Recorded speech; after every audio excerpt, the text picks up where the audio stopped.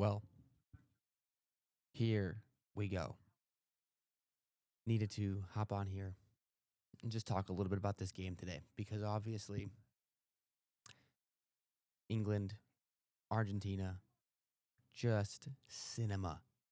Truly, truly, truly lived up to all the expectations and the hopes and the dreams that I had for this game. But more so, I wanted to talk about this game because I think this game demonstrates a lot about what makes football, soccer so great, which is that it has to be one of the most mentally engaging sports that there possibly is. To kick off this video, I want to go to something that I've been saying. I know that you can't know this because I haven't said it on here anywhere, but I've been saying this entire World Cup cycle, which is this: England are not World Cup contenders. They haven't been this entire tournament. They are World Cup dark horses. They're an above average team. They're a dark horse. But England is not a World Cup contending side. They're just not. They're not. And this entire cycle, as we've gotten closer and closer to the World Cup, as we went throughout qualifying and we got here this summer and we got to the predictions and we got into end of May and June and we were looking at who could go where, how's the bracket going to break down, and people had just been saying England have a chance. England have a chance. England, they weren't the favorites, obviously. Okay, I'm not saying that they were the favorites, but we had so many people talking about how England is a contender in this World Cup. And the reality is that there is nothing that you can base that opinion on anymore. It's open and shut. England aren't competitors. They weren't competitors. And until they do something to prove that they are contenders, they should not be in any contending category going forward. The reality is that if you look at England through the last since the last 60 years, right? Since they won a World Cup on home soil, by the way, on home soil in the 60s, okay? Since that has happened, we're looking at a team that, yes, made the semifinals this year, but came off of a quarterfinal finish in Qatar. They came off of a fourth place finish in 2018 in Russia, okay? But then they get grouped in Brazil. They're out in the round of 16 in South Africa. They make a quarterfinals run in 2006 and 2002. They make a round of 16 run in 98, and 94, they don't even qualify for the tournament. This is a team that in the last 30 years, okay, going back to 1996, right? We'll throw in the last 32 years, since 94. A team that has now made 2 semifinal appearances in the last 32 years. Before this game, before today, before they made it to the semifinals, they had been grouped as many times as they had made the semifinals. They have missed the knockout stage of the tournament as many times as they've made the semifinals. And not one time in the last 32 years, not one time in the last 60 years, mind you, has England actually made it to a World Cup final. And this game proved why. And there's a lot to talk about in this game, but the first thing that I want to talk about is just the mentality of this game. Because I'm a US fan, and I got stuff to say on the US that could be separate, whatever. But what I do have to say about England and the US is that they both share the same issue, which is a mentality issue. In this cycle, England hired Thomas Tuchel. All the talk is about how Thomas Tuchel is coming in to do what Gareth Southgate couldn't do, to elevate this squad, to elevate this team. All I have heard this entire cycle, all I've heard is how Southgate was holding back England. Southgate was holding them back. Southgate was preventing them from making that finals run last time. Southgate was preventing them from winning the Euros. Southgate this, Southgate that, Southgate. They put the scapegoat on Southgate, but the problem is the issue is not a Southgate issue. I don't even think it's a Tuchel issue. The issue runs deep into the DNA of England as a side, as a federation in general. Because England, I'm saying this boldly. I'm saying it boldly, and I'm saying it with my chest, because the amount of just confidence that people had in an England side who's done absolutely nothing to deserve that confidence. England want to be in the conversation with teams like France. They want to be in the conversation with teams like Spain of recent years, of Argentina. They want to be in the category of a team like Germany or Brazil. England is not one of those teams. They're not. They're not one of those nations. They're not one of those historic World Cup show up win nations. They are a historic nation in the sense of football history, but England is not in a category with those 5 nations. They're not, and they shouldn't be. But the amount of conversations we had to have leading up to this World Cup, like they were in the conversation with those 5 teams. Now, granted, Germany's World Cup sucked. Germany's not been good of late recently as well. But historically, on a World Cup stage, right, like England wants to be in that conversation, and they're not. And I'm going to say it with my chest. It's because what we saw today from England is embedded in the DNA of who England is. And what do I mean by that? England is not a daring side. They're not a bold side. They're not a side that's going to step up into a moment and grab it and own it. They are not a monumentous side. They are not a side that sees the limelight, sees the opportunity, and seizes that. That's not who they are.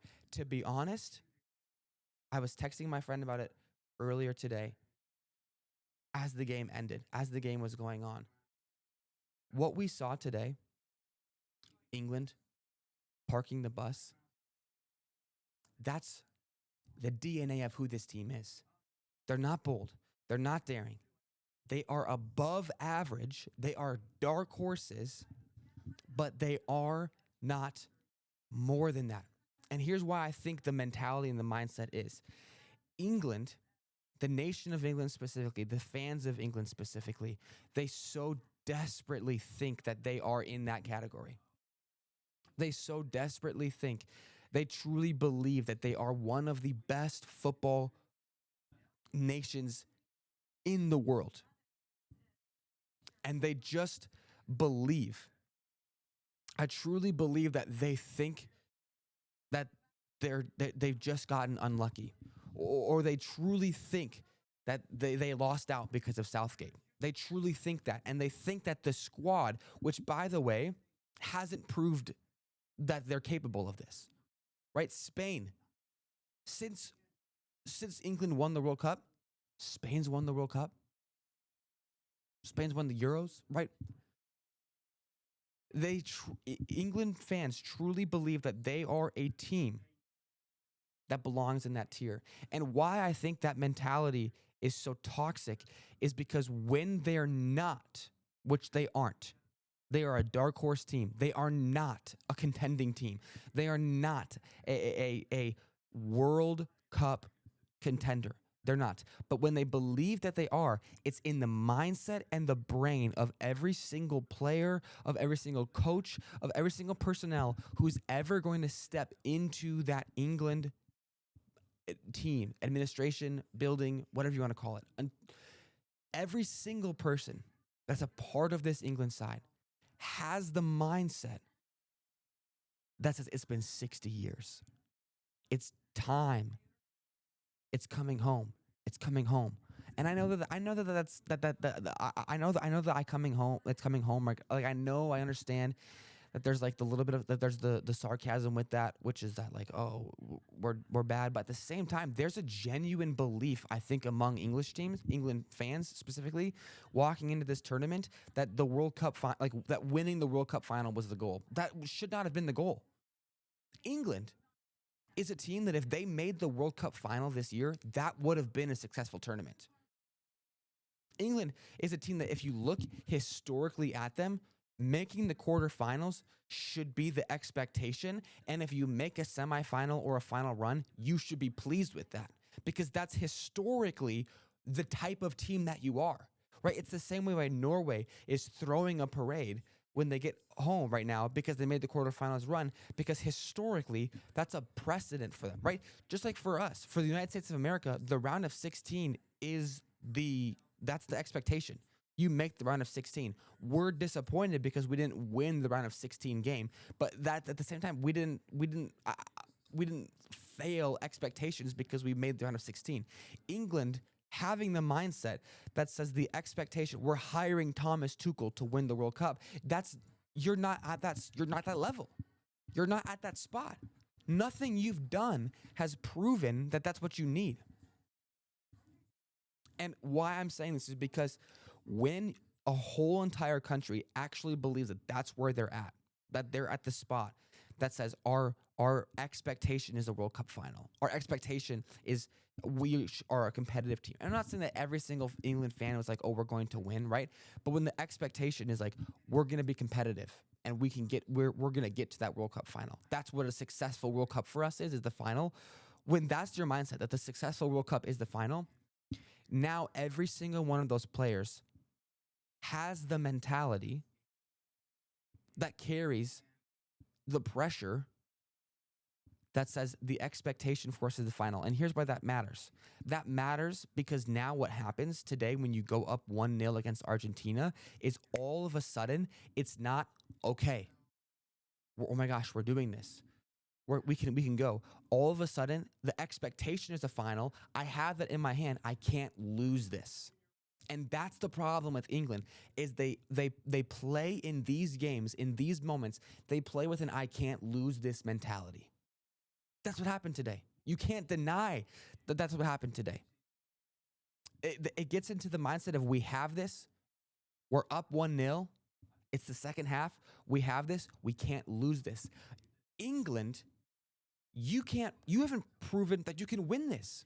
But every single one of those players, every single player on the team, and you can say, oh, well, Thomas Tuchel, right? Like it's his fault as a manager with tactics, and he's not even English, so how can it be his fault? Listen, we can obviously, Thomas Tuchel made a managerial atrocity today. But at the same time, he's stepping in with the mindset that the expectation is a World Cup final. He's stepping in with the expectation that says our expectation is we win this game. And I've never seen England rise to that pressure. And I truly believe that that pressure is what's killing them. And we can say, oh, it's a coaching, it's a managerial issue. But I've never seen anything from this England side that makes me think it's a manager holding them back. The same thing happened with Southgate. The same thing happened with Tuchel. It's an institutional problem in general for England. Because every single team that gets to these semifinals, or if England would have won today, that got to that final, every single player, every single coach, every single person who's on that side is just saying, we're going to get the monkey off our back. Oh my gosh, we might be doing this. We might be doing this. And they are raising the stakes behind what is already an insanely stressful and tense situation of making a World Cup final or competing for a World Cup, and they're adding pressure on top of that by saying this is us finally getting it right for this country. Because to them, it's not a breakthrough. It's an expectation that we're one of those teams. And I'm sorry, England's not one of those teams. They are a dark horse team. They are an above average team. England is closer to a side of Norway than they are to a France, than they are to Spain, than they are to Argentina. And they've got great players. I rate Jude Bellingham. I think he's a phenomenal player. And I think that he truly, he's someone who cares about the crest, right? Like, he shows up for the England national team, and I respect that. But at the same time, what we saw today from England was playing scared. And again, you can say that's Tuchel. I refuse to believe that when the problem is this systematic through multiple managers, through multiple tournaments, over multiple years, to say that that's just a managerial error and that they're just getting unlucky, I refuse to believe that, because what this team has showed me is that that's who they are. That the choke is in the DNA. Because in every game, the choke is in the back of the mind. For each one of those players today, what if we choke was in the back of the mind? What if we sell this? And you can tell because that's how they play. They played scared. They played not to lose the game. Versus the flip side, we saw today why Argentina is one of the, if not the best team in the world. Because guess what? On paper, the England side is of higher quality. Now, how blessed are we to be able to watch Messi perform at this age in this tournament like he is? Messi is clearly the best player in this tournament. He was the best player in this tournament before today. He was better than anybody on England had been the entire tournament. Messi was clearly the best player on the pitch today, and he should have been that way before he even stepped on the pitch, right? That should have been his mindset. Like, that should have been, everyone's mindset should have been the best player in this game is going to be Messi. However, England's side after that has higher quality than Argentina's side. However, and this is why Argentina is a contender. This is why Argentina is one of those big, elite footballing nations, is because the mindset of Argentina is we're not going to lose. And obviously they have Messi, who's not fair, right? We saw such a performance from Messi today. An incredible performance from Messi today. But Argentina has the side, has the manager, has the team who says, we're not going to roll over. We're not going to be a team that says, it's over, it's done. Until the final whistle blows, Argentina genuinely believe that they can win that game. And they genuinely believe that they can go and take the game. And that's what is so incredible about football, about soccer, is that it's such a mental game where just that single mindset shift completely changes and transforms the game. You have a player like Messi who's going to be able to just say, and granted, players like Messi, those don't exist. He's one of one. There's not another player like Messi. I totally understand that. But you have the players who just say, I'm not going to lose today. And I'm going to go get it. And if you have that against a team like England that can be of a higher quality, who just says we can't lose this game. We have to hold this. We can't lose. We play to not lose. We don't play to win.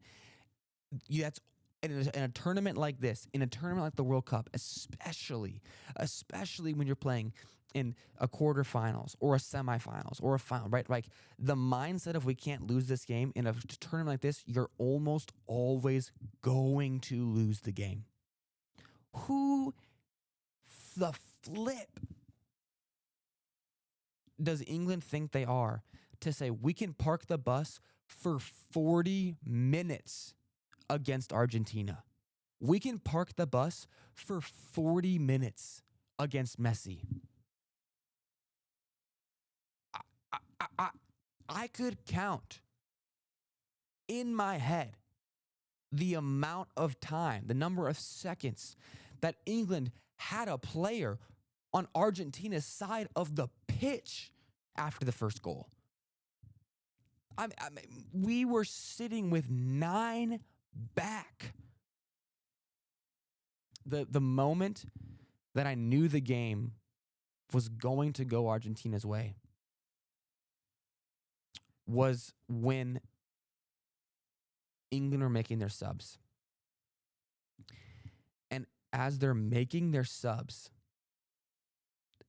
I see them walk onto the pitch.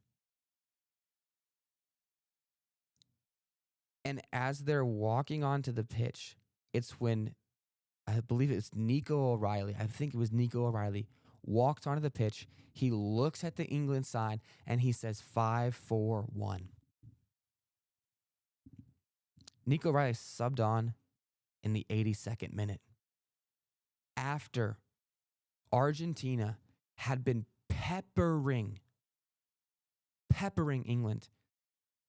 He walks on and he says 5-4-1.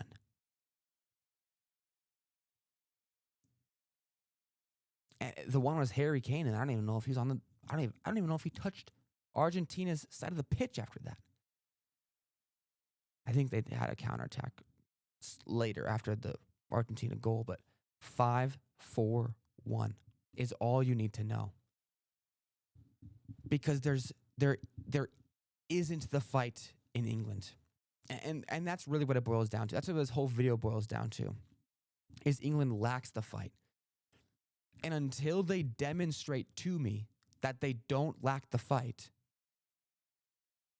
we can't be considering them contenders. 2024, yes, they made the Euro finals. They did. 2024, they were in the finals. 2021, right? The 2020 Euros and 2021, they were also in the finals. They blow that lead to Italy. They lose on pens. You don't lose all of those games just because your manager made an error. You lose all of these games because institutionally, you have to have a reckoning. And I truly believe that if England would, like I said, I rate their side, obviously. I rate Kane. I rate Bellingham. That Gordon goal was phenomenal today. They have unbelievable players. But I truly believe if they walked in to a World Cup and said, our goal, our expectation is the quarterfinals, and that was actually the expectation, I think that they could play with a freedom after that that says, hey, our expectation was the quarterfinals. Now we're in a semifinal. Let's go out there and let's just play. Let's just go for it. Let's play expectation free. But because of the nature of not just the team, but the country, the nation, the federation, everything, because of the nature, they can't walk into a game like this without expectations, even though they have never done anything to deserve those expectations. It's unfair to an England side to have the expectation that they're going to compete with Argentina. It's unfair because they haven't proven that they've ever been capable of doing that. And because of that mindset, they play against the greatest footballer of all time, and they invite him to bring pressure on them for 40 minutes. And you're never, I'm going to say it, 10 out of 10 times when you invite Messi and this Argentina side to bring pressure for 40 minutes, you're going to lose that game 10 out of 10 times. In a World Cup semifinal, listen, I said that I rate Bellingham because of how committed he is to the team. Every single one of those Argentina players, they would die to win that game. Like they would lay every single breath they have on the pitch for Messi, for Argentina, and Messi would do the same for them. 10 out of 10 times when you invite 40 minutes of pressure, Argentina's winning that game. And I think that that's just what is so revealing to me in this World Cup, is the way that mindset matters. Right? The same thing is true with the United States. As a United States fan, when we get up against a European side like a Belgium, right? We can take care of the Bosnias. We can get out of the group stage. We can play phenomenal football against those teams. But when we come up against a team, a European side specifically, who's this is a good side, right? Like Belgium's not a contender, but they're a solid side. When we get up against those sides, mentally we freak out. That's what happened in the USA-Belgium game, right? USA, we're not the most, like, we're not a world-class side. I understand that. We're not. We played our worst game of the tournament against Belgium. And I know I know Matt Freese, who gave away a goal. I know that he's a better player than he showed in that game. I know that all of our players are better players than they showed in that game. But the mindset and the mentality in football, if you walk in with the wrong mentality, and obviously the USA walked into that game against Belgium and they played scared. England walked in today in the game against Argentina, and I'll say it, they played scared. They played scared to lose that game. They played scared to lose that game. The US, they played scared of Belgium. But England played scared of losing a game today. And it's just so incredible to me. The more that I watch football, the more that I watch soccer and I watch these tournaments, it's so incredible to me how the mindset is actually so deadly. It's so deadly. So honestly, for England, I would say this is a successful tournament. Like, obviously, the way that you lost the game sucks. It blows. And so for that reason, it's not a successful tournament, but it feels very similar to me as the United States.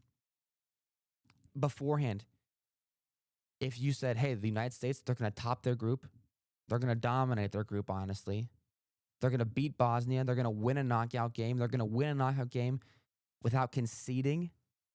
And they're going to win it without conceding down to 10 men, and they're going to score a goal with 10 men, and then they're going to lose in the run of 16. That'd be like, okay.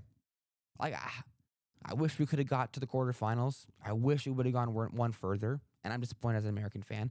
But, like, you know what? We met expectations. And I think that that's the same thing. If you said that you're going to lose to Argentina 2-1 in the semifinals, for England going into a World Cup, you need to be in the mindset that says we met expectations. And I truly, I don't know what it's going to take for England to shake the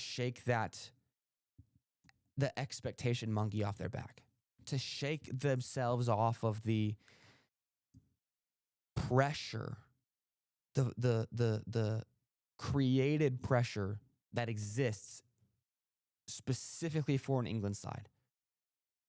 Like, it's crazy to say that England, I would say, had more pressure to win that game today than Argentina, who's defending champs. How was that possible? How is England walking into a game against Argentina with the most pressure on them? They're not at Argentina's level. They're not a side of Argentina's caliber. We can say they have great players, which they do, but they're not a national team that has that caliber. But somehow they walk into a game with Argentina, the defending champions, and the pressure is on England. And that's because England is putting the pressure on themselves. And it's a countrywide thing. Every single one of those players has grown up in England, in English football, with not that pressure on them because they were fans at the time, but with that expectation of their team that, to be quite frank with you, they have no right to expect. And that's where Tuchel comes in. And it's hard for Tuchel because now he's getting hired to win a World Cup, to make a final. He's getting hired to do that. The expectation is for him to do something that hasn't happened in 60 years. How ridiculous is that, to have expectations for a coach that haven't happened for 60 years? Right? That's like saying that the United States hires Pochettino with the expectation that says, unless we make the semis, it's a failure. That hasn't happened that's never happened. England bringing in a coach with an expectation that they haven't met in 60 years is ridiculous. And that's going to be the problem for England. I don't know how they fix it. They need a reckoning, but it's a nationwide reckoning. It's a federation-wide reckoning. And I don't know how they do that. On the flip side, as I end the video, man, how freaking lucky to watch Leo Messi. Oh my gosh. How freaking lucky to watch him play in another World Cup final.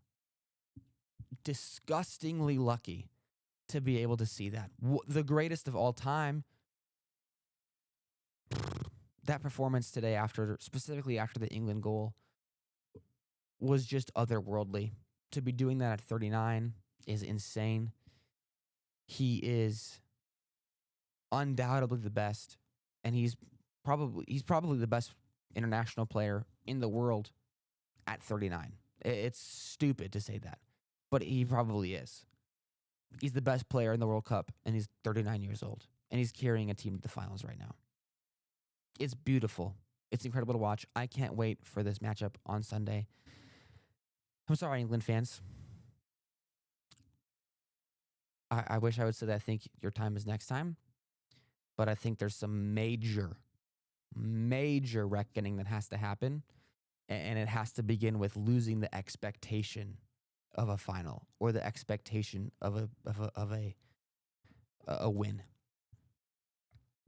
For England, I think the expectation going forward should be that they're a quarterfinals to semifinals team, and then after that, let them play free.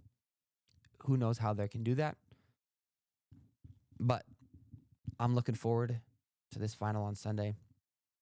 And I'm looking forward to the Euros in 2 years to see England show up there. I think that's their key. I mean, they've been in the last two World Cup or the last two Euro finals.